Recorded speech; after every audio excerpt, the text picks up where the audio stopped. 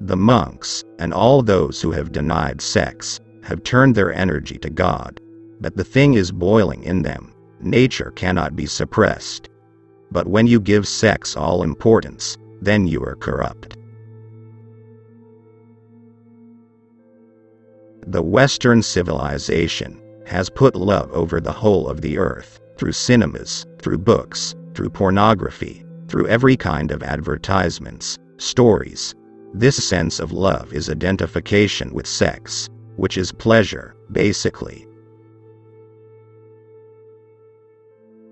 To understand the immeasurable, the mind must be extraordinarily quiet, still. What do we mean by the problem of sex? Is it the act, or is it a thought about the act? Surely it is not the act. The sexual act is no problem to you, any more than eating is a problem to you.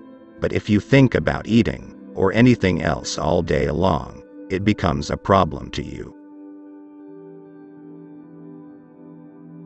The constant assertion of belief is an indication of fear.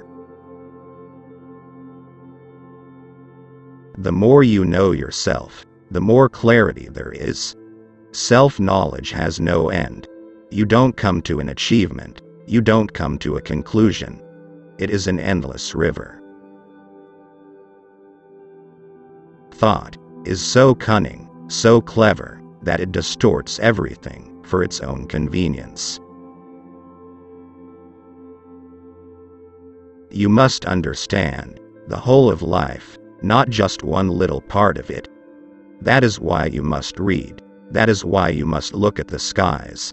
That is why you must sing, and dance, and write poems, and suffer, and understand, for all that is life. If we can really understand the problem, the answer will come out of it, because the answer is not separate from the problem. Meditation is freedom from thought and a movement in the ecstasy of truth. Meditation is explosion of intelligence. Happiness is strange. It comes when you are not seeking it.